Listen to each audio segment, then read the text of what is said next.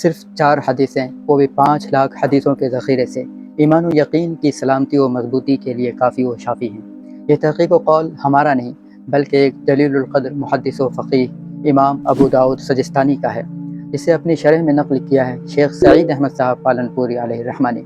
وہ حدیثیں یہ ہیں: نمبر 1، انما الاعمال بالنیات، اعمال کا دار و مدار نیتوں پر ہے۔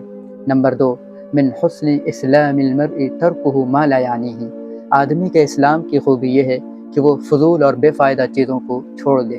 نمبر 3، لا یؤمن احدکم حتی یحب لاخیہ ما یحب لنفسہ، تم میں سے کوئی شخص اس وقت تک کامل مومن نہیں ہو سکتا جب تک کہ اپنے بھائی کے لیے وہی نہ پسند کرے جو خود اپنے لیے پسند کرتا ہے۔